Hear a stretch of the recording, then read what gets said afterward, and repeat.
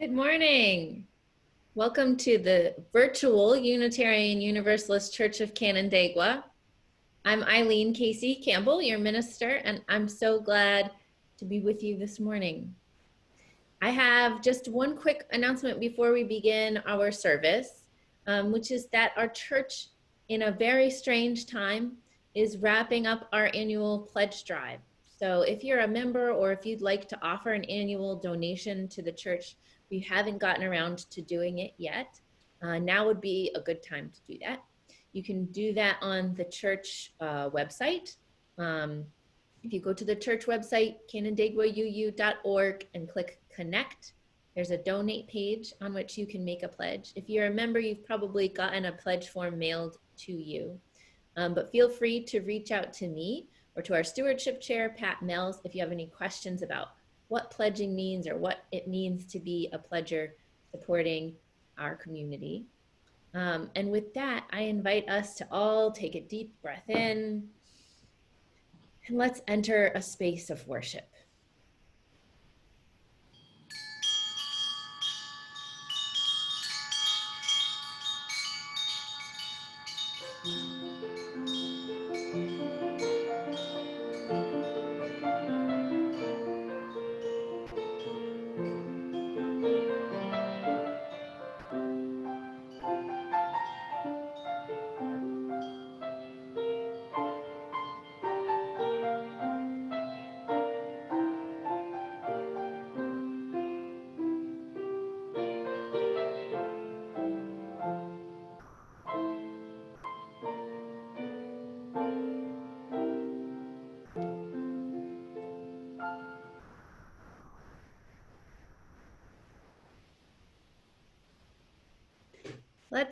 Before we light our chalice, I'd like to start this morning with a confession.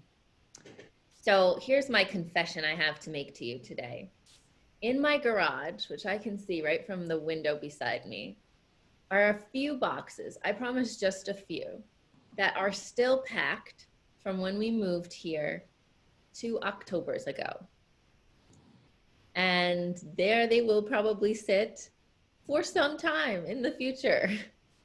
And this confession has layers because those boxes out there in the garage that still remain packed from our last move, I have to confess also, since we moved 5 times in the year before we came here to Rochester, those boxes have gone through 5 different living situations with us all the time, taped up with whatever's inside of them, still inside of them. It's been maybe 3 years that those boxes have been full, packed, taped up. And I keep telling myself, I'll get around to it. I'll unpack them eventually. And the longer I put it off, the more space it takes up in my mind, right? Every time I think of it, I think, oh, it's going to be such an undertaking. I've got to go out there. I've got to unpack them. Who knows what's in there, where those things will belong. I can't quite remember, even based on how they're labeled, what's in those boxes. And so I think every time I lose something, maybe it's in those boxes in the garage. I should go and look, but then it's going to be a whole thing. I'll have to unpack everything, find homes for it. And then I don't. And it turns out the longer I let it go on, the harder those boxes become to unpack. And isn't that the way of things? I think in some ways that's why we come to church, because this can be a space where we put everything out on the table, where we don't practice keeping things boxed up inside, that the longer they sit in those boxes within us, the harder they become to unpack. Here is a place where we can do the work of unpacking whatever it is we need to unpack together. I hope it will be for us. Let's begin our service by lighting our chalice this morning. If you have a chalice or even a simple candle at home, go ahead and grab it. If you need to run and get it, no one will say anything. We're all muted anyway. And if you'd like to light a chalice with us or just observe, that's fine too. So let's kindle our flames. We gather this hour as people of faith, with joys and sorrows, gifts and needs. We light this beacon of hope, sign of our quest for truth and meaning in celebration of the life we share together. And let's sing our first song together in our homes. Our first hymn this morning is Abide With Me.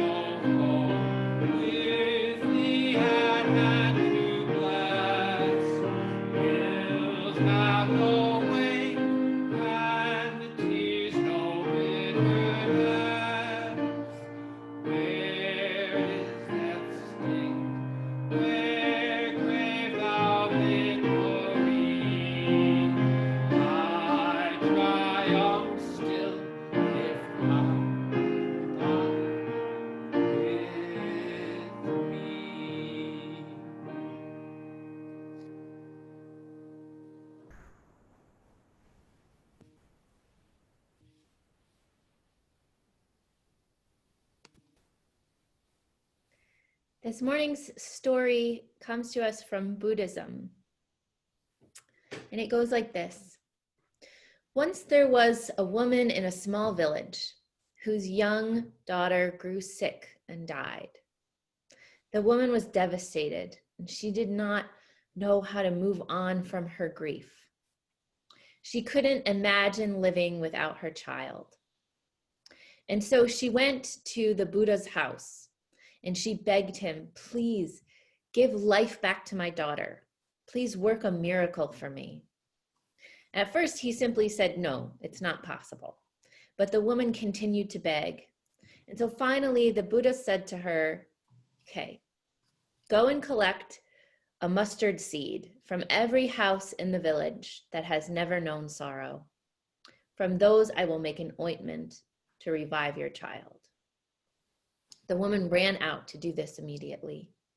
She went to the first house and she asked the old man who answered the door if he had ever known sorrow.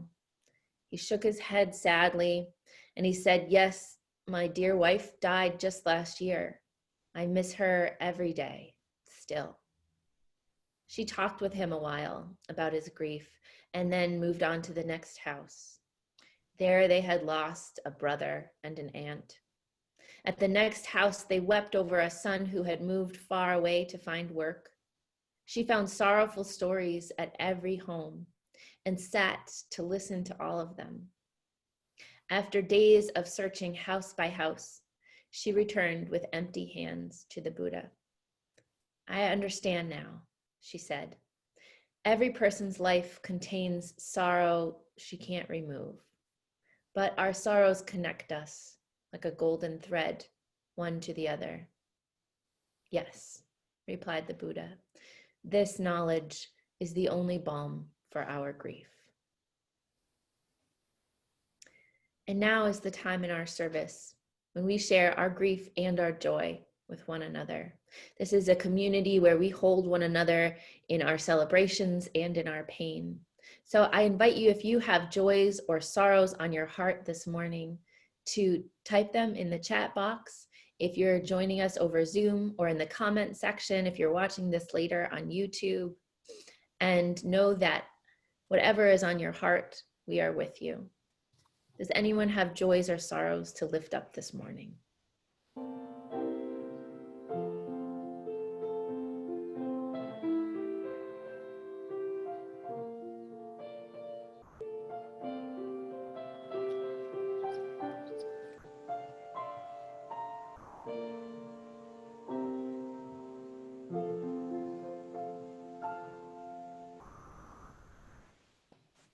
For all these things and everything left in our hearts unspoken, untyped, know that we are with you. I want to remind you, if you'd like your joys or sorrows, your big milestones, the happenings with you on your heart, to be shared in our newsletter so that others in the community who might not be making it to Zoom services can know what's going on with you, you can feel free to email those to me. I will make sure they get shared more widely. If not, they'll stay right here and in all of our hearts. And so now is the time in our service we participate in the spiritual practice of generosity. I'd like to invite you, if you're able, to give an offering to the church this morning. Our church functions on the donations of folks like you, of folks who are members. And there are a couple of ways that you can give to the church this morning if you're able to. And so you should see on your screen an offering page. This morning's offering is shared with Safe Harbors of the Finger Lakes. And you can give by visiting our website, canandaiguauu.org/connection/donate, or you can mail a check to the physical address of the church. We are still getting mail there. In both cases, if you make a note that your gift is intended for this morning's offering, it will be shared with our partner.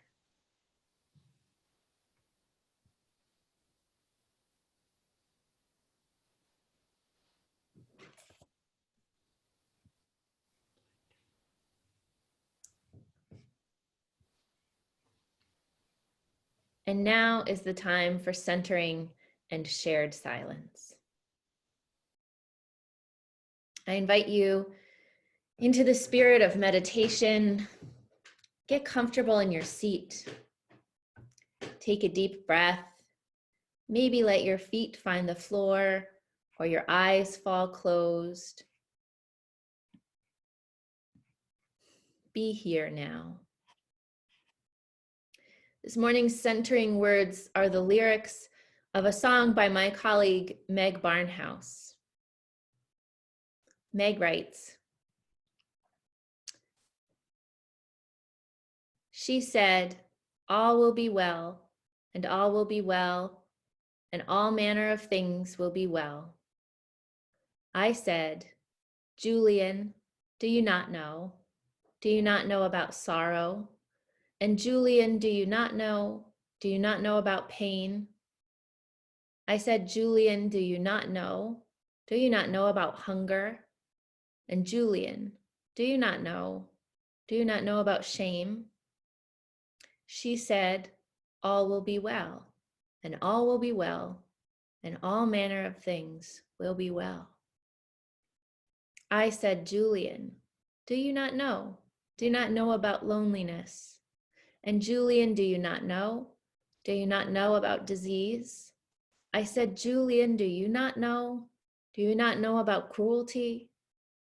I said, Julian, it's too much. It brought me to my knees. She said, all will be well.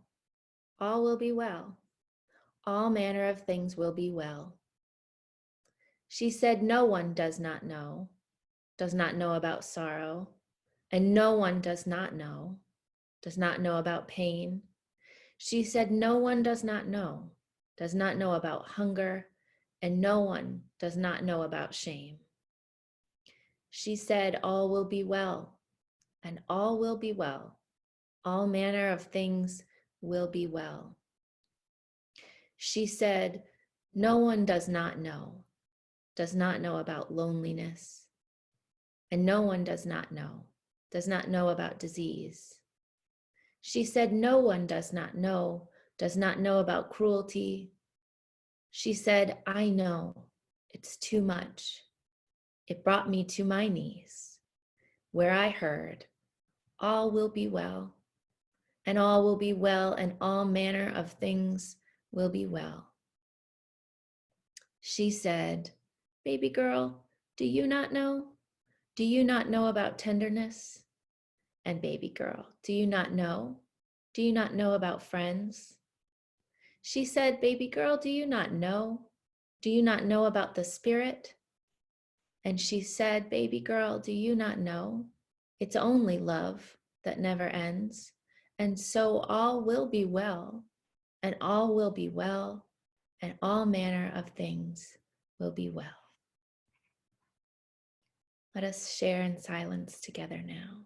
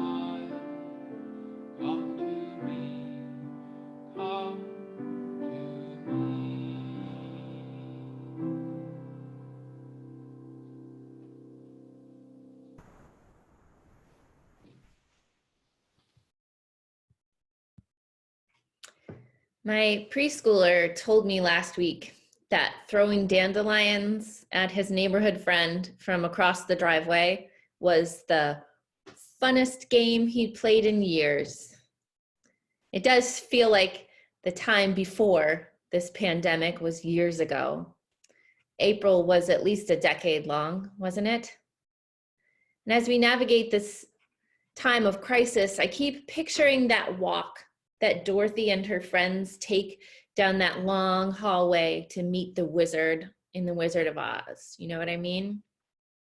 There they stand, each of them lost, hurting, feeling unwhole, and facing a long walk between what happened and what could be.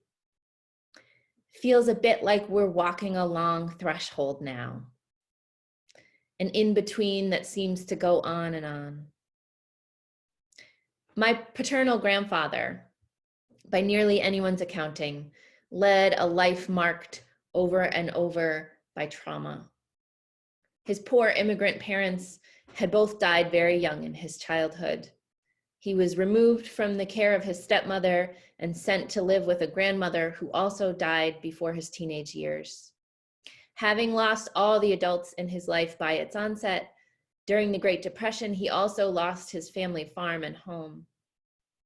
By its end, he had found some stability in a new and happy marriage, but was drafted into World War II. He saw intense warfare in the South Pacific.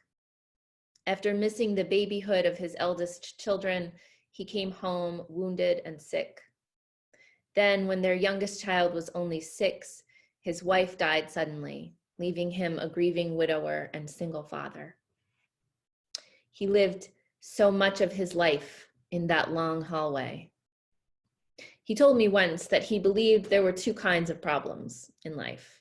There are problems you can solve, things that are fixable, he said, and things you can't do anything about. Those things you can't do anything about, he went on, I have a little box for those in my mind. They go in the box and that's where they stay. My grandfather, the inventor of compartmentalizing. Those unpacked boxes in my garage, I come by those honestly. Now, boxing up our responses to trauma can sometimes be a necessary strategy for getting through an immediate threat to our physical or emotional safety. It is sometimes a useful temporary tool. And also, it may be true that my grandfather did some later in life healing about which I knew nothing. Children are only aware of a sliver of the real selves of grown-ups they feel they intimately know. But I do wonder if he might have had a happier life, more fulfilling relationships, if he had been able to open that box and heal some of what was inside, even while he walked that long hallway. In the midst of crisis, it can be easy to succumb to numbness. And it can feel like everything sucks up our energy, even the stuff that used to make us feel refreshed and re-energized. Trauma affects our ability to nourish and replenish ourselves. It's like we're holding our breath because we are in between things.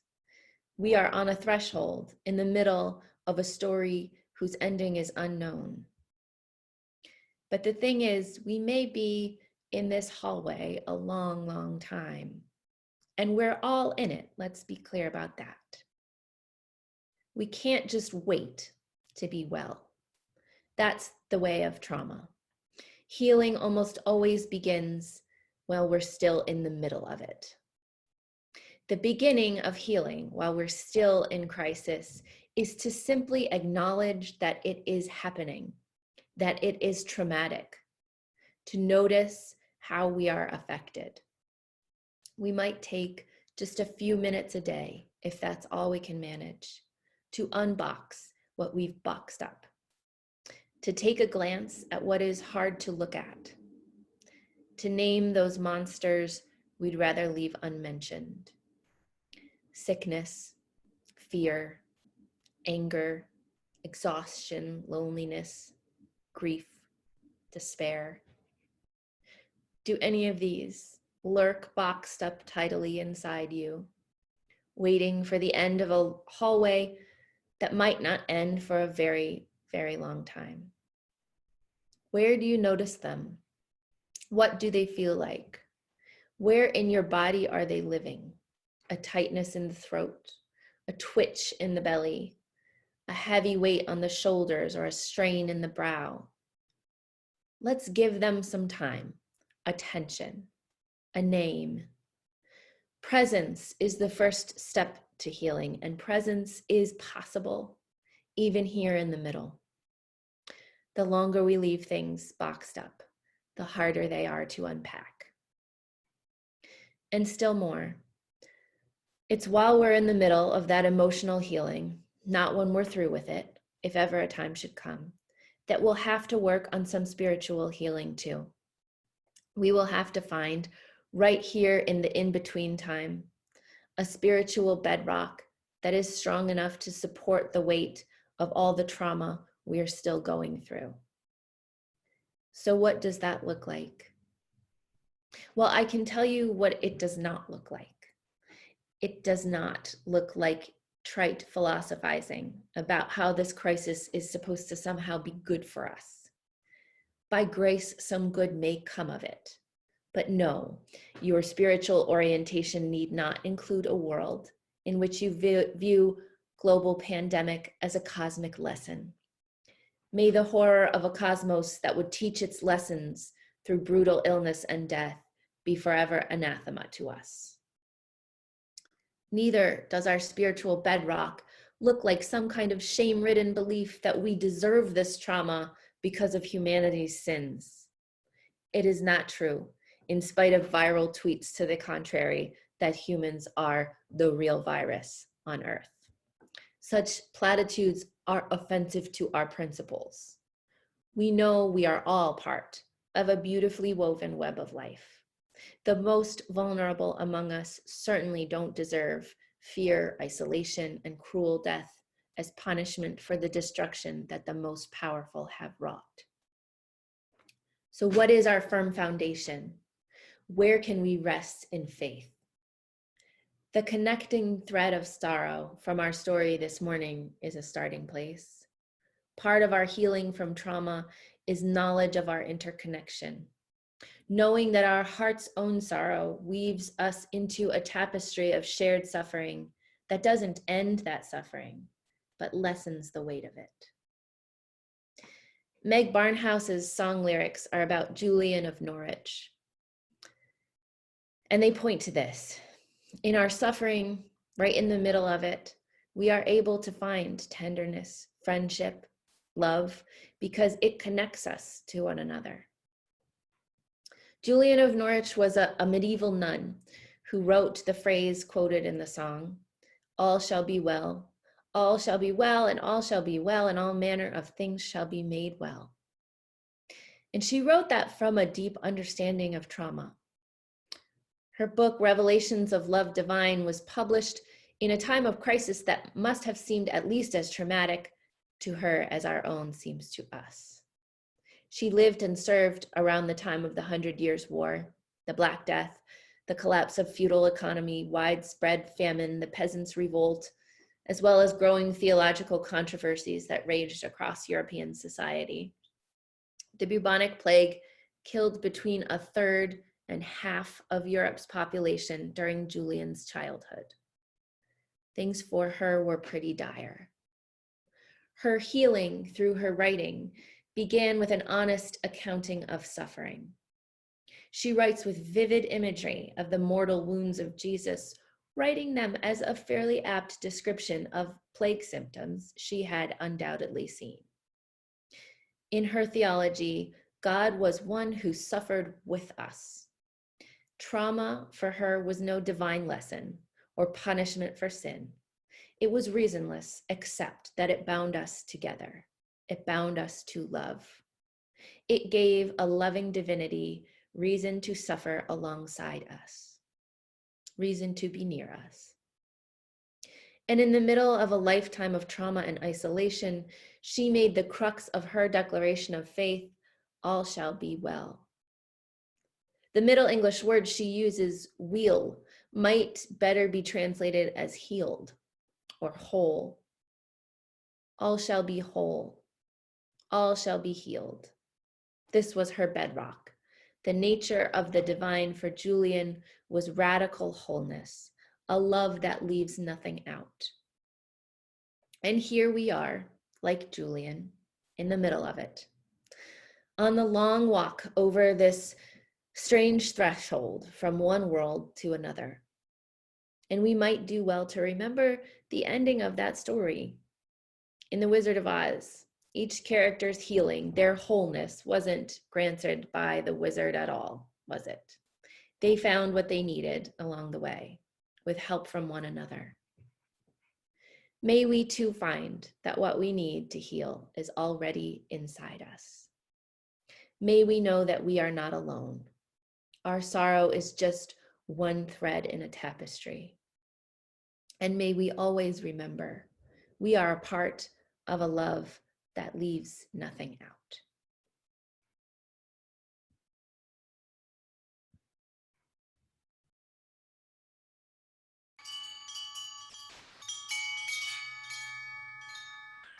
Loud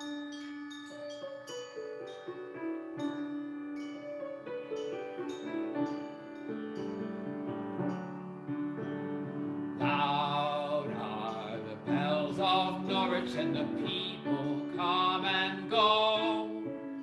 Here by the tower of Julian, I tell them what I know. Ring out, bells of Norwich, and let the winter come and go. All shall be well again, I know. Love, my yellow daffodil is coming through the snow. Love, my yellow daffodil is Lord of all I know. Ring out, bells of Norwich, and let the winter come and go. All shall be well again, I know. Ring, yellow daffodil, the flower in the snow. Ring for the yellow daffodil and tell them what I know. Ring out, bells of Norwich, and let the winter come and go. All shall be well again, I know. All shall be well, I'm telling you, let the winter come and go. All shall be well again, I know.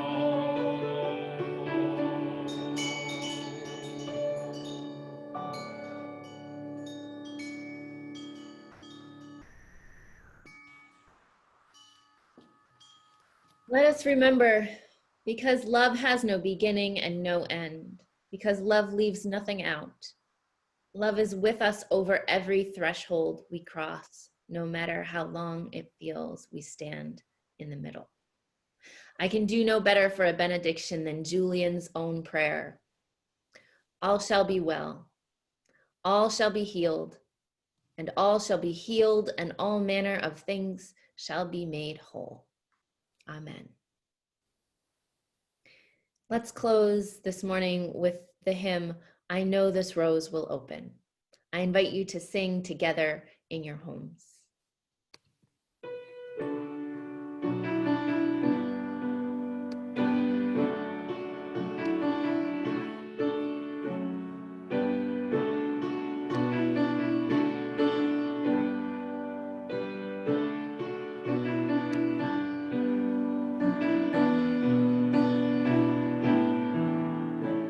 I know this rose will open. I know my fear will burn away. I know my soul will unfurl its wings. I know this rose will open. I know this rose will open. I know my fear will burn away. I know my soul will unfurl its wings. I know this rose will open.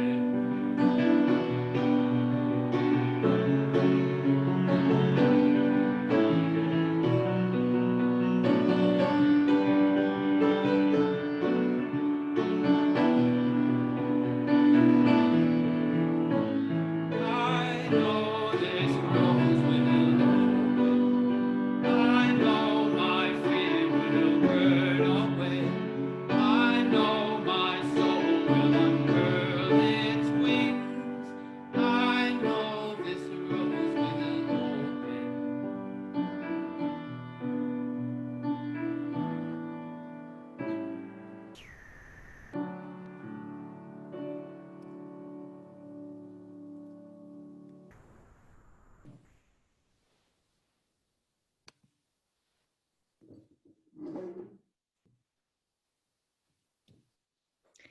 And now let's imagine, although we don't know how long it will be until we are together again, let's imagine reaching out to hold one another's hands Close your eyes as if we're there together in person. And we extinguish our chalices together. We extinguish this flame, but not the light of truth, the warmth of community, or the fire of commitment. These we carry in our hearts until we are together again.